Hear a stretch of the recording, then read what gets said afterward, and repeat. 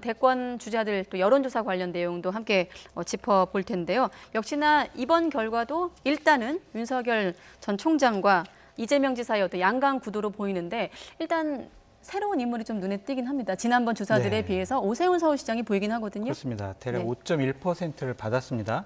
윤석열 총장이 대략 30.5%, 이재명 지사가 26.0%, 이낙연 전 대표가 13.3%, 그리고 오세훈 후보가 5.1% 이렇게 받았고요. 네. 여기 정세균 전 국무총리께서는 대략 3.2% 받았습니다. 이런 것들 흐름을 쭉 보면은요, 현재는 윤석열 전 총장과 이재명 경기도지사의 양강 체제가 좀 굳어지는 것이 아니냐라는 분석이 나올 정도로 어느 정도 일정한 흐름들이 계속되고 있어요. 네. 만약에 지금 저렇게 적합도 조사가 아니라 양자 대결로 조사하게 된다면은요, 다른 군소 후보들과 경쟁력 차이가 상당히 클 겁니다. 그렇다면은 윤석열, 이재명 이 양강 구도가 앞으로도 더 굳어질 수가 있다. 그렇게 전망해 봅니다. 양강 구도가 굳어질 것이다. 이렇게 소장님 보시는 거고, 대변인님은 이번 여론조사 결과 어떻게 보십니까? 여론조사에 대한 이 테이블 분석부터 저는 좀 해보겠습니다. 네. 첫 번째 차이는 데일리아는 전화 면접 조사를 했고요. 그다음에 흔히 하는 이 아시아경제 윈지는 ARS 조사를 했습니다. 네. ARS 조사는 ARS 조사하기 1, 2일 전에 언론에 가장 많이 나온 사람들이 인지도가 가장 반영되는 그런 측면이 있습니다. 그런 측면에서 윤석열 총장이 좀 더 나왔다. 뭐 이렇게 보시면 될 것 같고요. 두 번째는 뭐냐면요. 데일리안 조사에서는 오세훈 후보가 들어갔습니다. 오세훈 후보가 5.1%를 차지했기 때문에 윤석열 총장이 이 뒤에 윈지 거보다는 적게 나온 겁니다. 두 번째, 윈지 거에서는 보면은 이 이재명 지사가 앞에 여론조사보다 한 2% 정도 적게 나옵니다. 네. 두 번째는 추미애 장관이 여론조사 후보에 들어갔습니다. 이런 차이가 존재한다는 것을 보고 봐주시면 좋겠다라는 생각이 들고요. 네. 기본적으로는 이렇게 보시면 될 것 같습니다. 국민의힘이 보궐선거를 이김으로써 정비가 되고 이 정비가 된 상황에서 윤석열을 야권 후보로 인정하고 있다. 국민들이 이것이 꾸준히 반영되는 측면이 존재하고 있는 것이고요.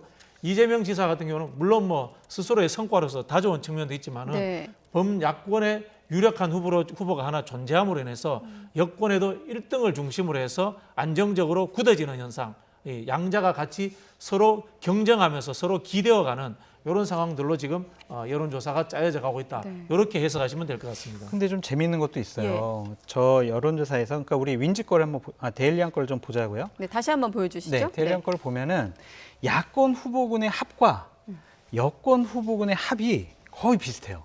뭐 43대 42 이 정도 되는 것 같아요. 그러니까 지금 뭐 정권 심판론이 높다 이렇게 해도 인물 경쟁력으로 따져봐서는 상당히 지금 여야가 각축을 벌일 가능성이 높다라고도 전망해 봅니다. 네, 그래서 적합도와 지지도가 좀 다르게 나오기도 하는 그렇습니다. 것 같아요. 네. 그런 면에 있어서. 근데 우리가 지금 언론을 통해서 뭐 대권 많이 앞두고 한 10개월 정도 앞두고 있는 상황이지만 윤석열 전 총장의 모습은 볼 수 없고 이렇게 여론조사에서만 볼 수 있는데 계속 이렇게 자맹을 이어가고 있습니다. 언제쯤 좀 공개 메시지가 나올 거라고 물론 예상입니다만 볼 수 있겠습니까? 저는 뭐 최대한 늦출 거라고 생각합니다. 최대한 늦출 거라고 생각하는 게요.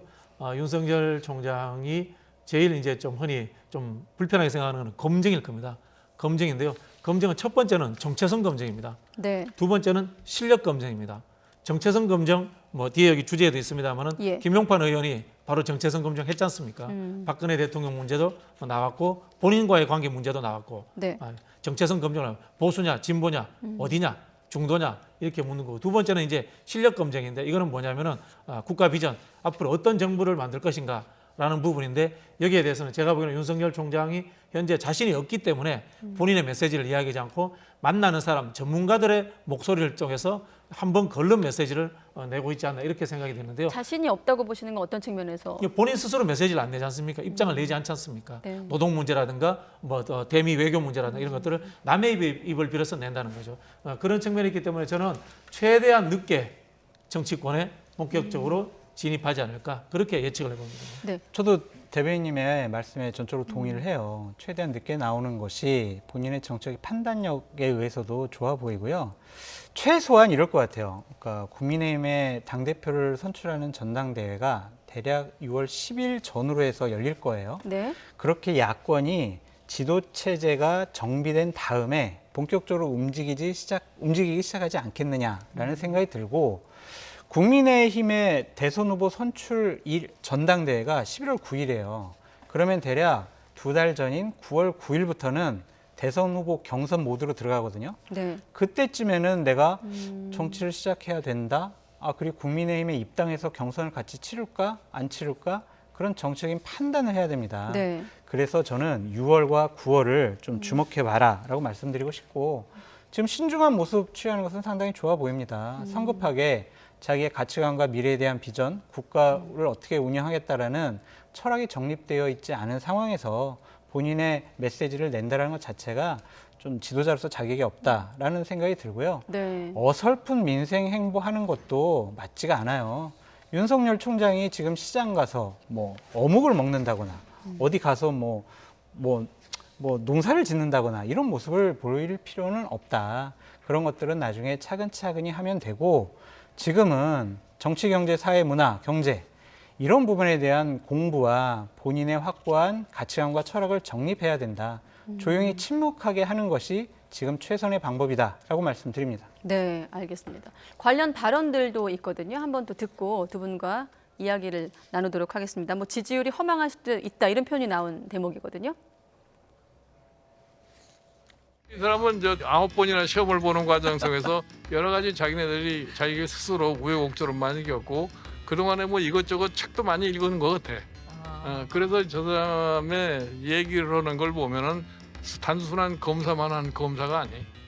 어떤 정치 감각이 좀 느껴지세요? 난 처음부터 내가 그랬어요. 저 사람이 대단히 정무 감각이 많은 사람이라고. 저를 포함해서 국민의 힘이든 야권 전체가 아직 후보다운 후보가 아무도 없는 거다. 뭐 흔히들 윤석열 지지율 얘기하지만 예. 지지율이라는 거는 3개월 뒤에 6개월 뒤에를 생각하면 허망할 수도 있는데, 그래요. 근데 그나마 지금 국민들의 관심과 기대가 쏠리기 때문에 이런 부분들이 어떤 제대로 온 방향성과 국민들과 함께 할 수 있는 그 어떤 내용, 그리고 역량, 그리고 또 혼자 하는 게 아니기 때문에 네, 이런 얘기들은 어떻게 들리십니까? 원래 그 지지율 낮은 사람들이 지지율 허망하다고 이야기합니다. 지지율 높으면은 그런 이야기 안 하는데요. 네. 참 김종인 전 비대위원장이죠. 참 구애를 보내는데 윤석열 총장이 참 응답을 안 해주니까 안타까운 듯한 그런 느낌이 드는데요. 윤석열 총장 입장에서는 이제 본인의 이미지라는 것이 기존에 있던 정치와 좀 새로운 측면들, 네. 그런 부분들을 또 간직하고 싶기 때문에 뭐 윤여준 장관도 구애를 했지 않습니까? 그럼에도 불구하고 아마 이렇게 밖으로 안 나온 것 같은데요. 제가 보기에는 저는 오히려 우리 장성철 소장님보다도 좀 더 늦게 나올 것 같아요. 윤석열 총장이 좀 더 늦게 나올 것 같아요.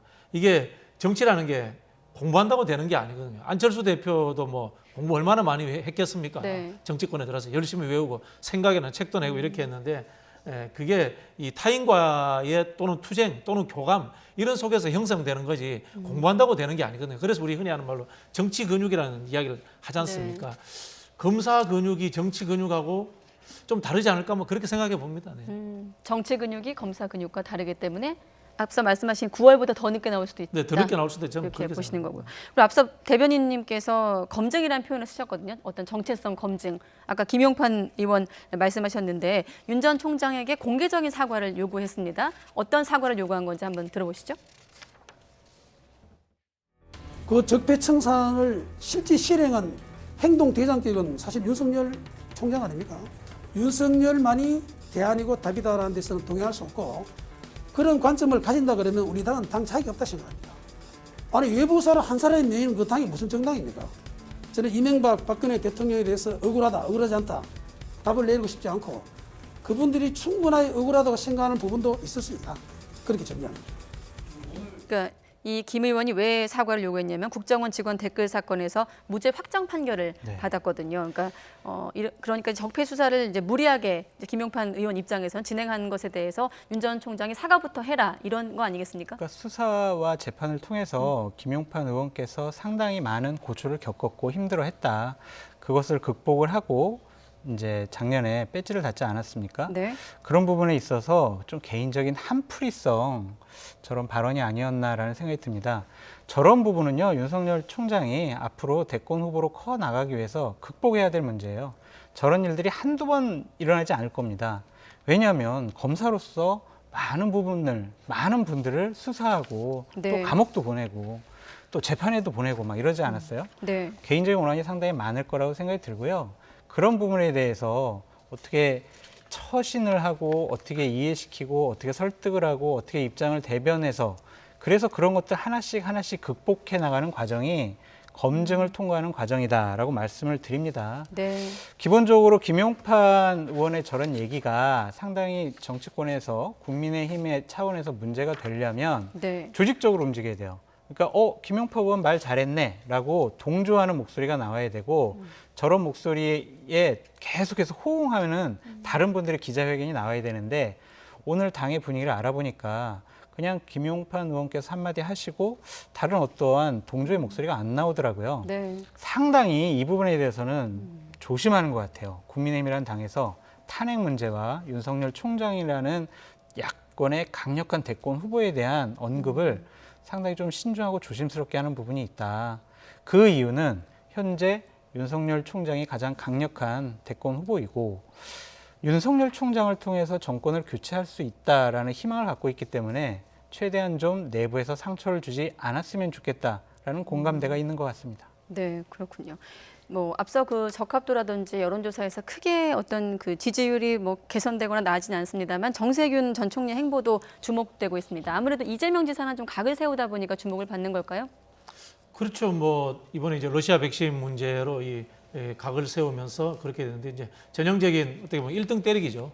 우리 이제 반정립, 반대에서 내 위치를 찾는다. 뭐 그런 이야기를 하는데요. 보통 이제 근데 반정립하면은 2등밖에 못 합니다. 그런 측면에서 자기 것을 먼저 가져야죠. 정세균이 꿈꾸는 나라는 어떤 나라인가? 이것을 먼저 만든 다음에 상대방을 비판을 해야지 상대방을 비판함으로써 거기에서 떨어져 나온 지지라든가 이 지지율이 자기한테로 오는 그런 측면이 있거든요. 그런 측면에서 저는 뭐 정세균 총리가 책을 준비하고 계신다니까 그 책에서 뭐 좋은 내용이 나오지 않을까 그런 생각이 들고요. 한편으로 보면 윤석열 총장 문제도 마찬가지입니다. 저는 아까 이야기했던 김용판 의원 이야기에 한편으로 동의하면서 한편으로는 네. 조금 아쉽다는 측면이 되는 거예요. 김용판 의원이 했던 이야기가 정당 정치와 책임 정치라는 측면에서 맞는 말이 맞습니다. 그런데 개인적 은원 관계가 있잖아요. 그러다 보니까 이게 제대로 우리가 안 들리는 거거든요. 실제로 하자면은 금방 제가 우리 정세균 총리께서 하신 것처럼 정책을 가지고 갈등하는 거 이게 사실은 좀 고급 정치입니다. 흔히 하는 말로 우리 국민들께서도 뭐 혹시 야권을 지지하는 국민들이더라도 반문 정세의 문제라든가 또는 제3지대로 갈 것인가 국민의힘으로 갈 것인가 뭔가 게임 보듯이 하는 것만 보지 마시고요. 보수 정당이라도 보수 정당을 대표하는 정책으로서의 정책 갈등, 정책 경쟁으로 보는 그런 시각을 좀 봐주시면은 우리 정치가 좀 더 발전하지 않을까 뭐 그런 생각을 해봅니다. 네.